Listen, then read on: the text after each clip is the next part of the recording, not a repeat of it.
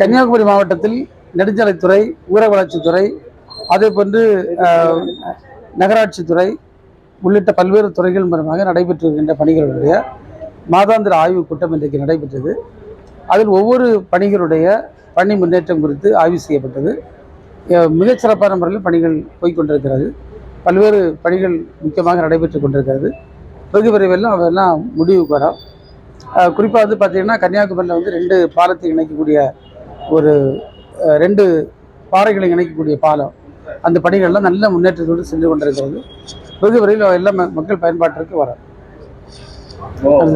நாடாளுமன்றத்தில் வந்து திமுக, காங்கிரஸ், பிஜேபி மூணுமே அட்டகத்திகளாக தான் இயங்கிட்டு இருக்காங்க அப்படின்னு சொல்லிட்டு சி சண்முகம் பேசியிருக்காங்க. உண்மையிலேயே நாடாளுமன்றத்தில் வந்து அதிமுக தான் எல்லாத்துக்குமே குரல் போட்டுட்டு இருக்காங்க அப்படிங்கிற கருத்தை வந்து முன்வச்சிருக்காங்க. இப்போ நீங்கள் வந்து ஏடிஎம்கேக்கு இப்போ அங்கே பிரதிநிதித்துவம் இல்லை. ஒரே ஒரு ஆள் இருந்தார். அவர் என்ன கட்சியில் இருக்காருன்னு தெரியாது. இதுக்கு முன்னால் அவங்க இருந்த காலகட்டங்களில் அவங்க அடிமைகளாக தான் இருந்தாங்க. எங்கேயுமே நம்ம உரிமைக்காக குரல் கொடுத்தா நம்ம வரலாற்றிலே பார்க்கல. இன்றைக்கும் அதிமுகவும் சரி, அதனுடைய தோழமை கட்சிகளும் சரி, இன்றைக்கு வாய்மொழி மௌனியாகத்தான் இருக்கிறார்கள். 5 மாநிலங்களுக்கு அளிக்கக்கூடிய ஒன்றிய அரசின் நிதியை விட உத்தரப்பிரதேசம் என்கின்ற ஒரே ஒரு மாநிலத்திற்கு கூடுதல் நிதி அவர்கள் வழங்குவது ஊரறிந்த உண்மை.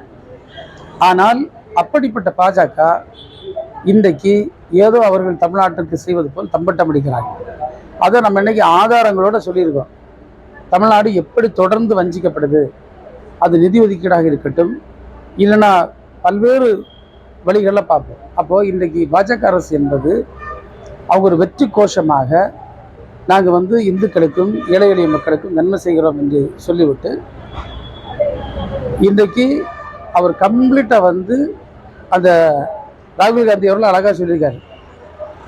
அவருடைய மோடியினுடைய ஓபிசி கோஷம் என்பது, ஓபிசி என்பது ஒன்லி ஃபார் பிஸ்னஸ் கிளாஸ் என்கின்றது போன்ற நடைமுறைன்னு சொன்ன மாதிரி இன்றைக்கு கார்ப்பரேட்டுகளுக்காகவும் இந்தி பேசுகின்ற மாநிலங்களுக்காகவும் மட்டுமே தன்னுடைய கவனத்தையும் ஒன்றிய அரசுடைய நிதியையும் இன்றைக்கு செலவழிப்பது வந்து மிக மிக கண்டிக்கத்தக்க ஒன்று. அதில் அதிமுகவுக்கும் பிஜேபிக்கும் இந்த தேர்தலில் நல்ல பாடம் காத்திருக்கு. இப்போ தொடர்ந்து இவங்களுடைய அஜெண்டா இப்போ பார்த்தீங்கன்னா கடம்பூர் ராஜு, விஜயகுமார் இவங்க எல்லாமே வந்து பாஜகவை விமர்சனம் செய்யக்கூடிய இருக்காங்க. இப்போ விமர்சனம் பண்ணிட்டு இருக்காங்க. தற்போதைய இந்த விமர்சனங்கிறது அரசியல் பார்வைக்காக நீங்கள் பிஜேபி விமர்சனம் செய்யாமல் அதிமுகவால் அரசியல் பண்ண முடியாது. ஏன்னா பிஜேபி அவ்வளவு அட்டூழியத்தை, அநியாயத்தை, அநீதியை தமிழ் மக்களுக்கு எதிராக, தென்னிந்திய மக்களுக்கு எதிராக இன்றைக்கு கட்டவிழ்த்து கொண்டிருக்கிறது. எனவே அது வந்து இந்த எலெக்ஷனில் ஒரு மிகப்பெரிய டாப்பிக்காக இருக்கிறது. ஏன்னா ஒவ்வொரு சாமானிய மனிதனும் ஒன்றை புரிந்து கொள்ள வேண்டும். நாம் கட்டக்கூடிய ஜிஎஸ்டி வரியில் ஒரு மிக குறைந்த சதவீதம் தான் நமக்கு தாராங்க. நம்முடைய உழைப்பு, நம்முடைய வேலை, நம்ம செய்யக்கூடிய பணிகளின் மூலமாக கிடைக்கக்கூடிய வரியை அப்படியே கொண்டு இந்தி பேசுகின்ற மாநிலங்களில் அந்த பணத்தை வந்து கொடுத்துட்ருக்காங்க.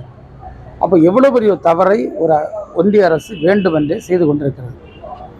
எனவே பிஜேபி எதிர்த்து பேசாமல் அரசியல் இல்லை என்பதை அதிமுக புரிந்திருக்கிறாங்க. எனவே தான் அவங்க பிஜேபியை பற்றி பேச தொடங்கியிருக்காங்க. ஆனால் கடந்த காலங்கள் அவங்க செய்த தவறுக்கு கண்டிப்பாக தண்டனை கிடைக்கும். நிச்சயமாக அதிமுக யாரும் ஆதரிக்கப்படுவதில்லை. இந்த அதிமுகவுடைய நிலைப்பாடை வந்து அமைச்சர் ஆதரிக்கிறாங்க. இந்த நிலைப்பாடு வந்து சூழல் அப்படி இருக்குது. நீங்கள் உண்மையான சூழல் வந்து அப்படி இருக்குது.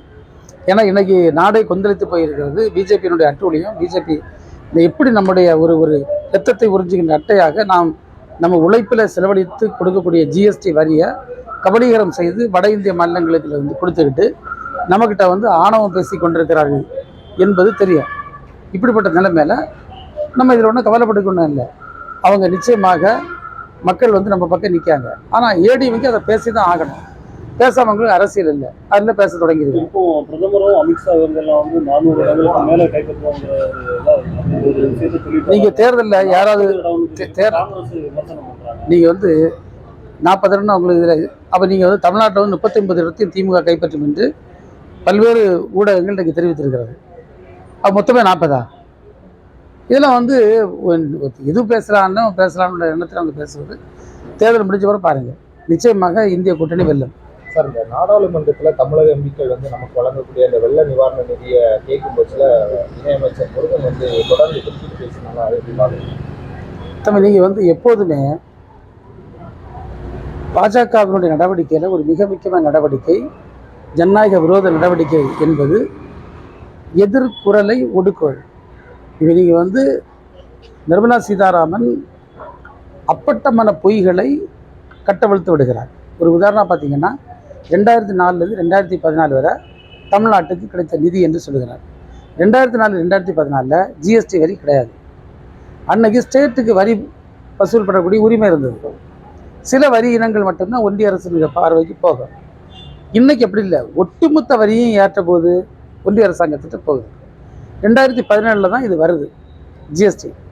இந்த உண்மையை கூட தெரியாமல் இருக்கிறாரோ இல்லை தெரிஞ்சு முழு பூசணிக்காய் சோற்றில் மறைப்பது போன்று மறைக்கின்றாரோ தெரியாது. முற்றிலும் முரணாக யார் பேசிட்டு இருக்கா? ஃபைனான்ஸ் மினிஸ்டர் பேசிட்டு இருக்காரு. அவங்க பேசுவது பச்சை பொய்.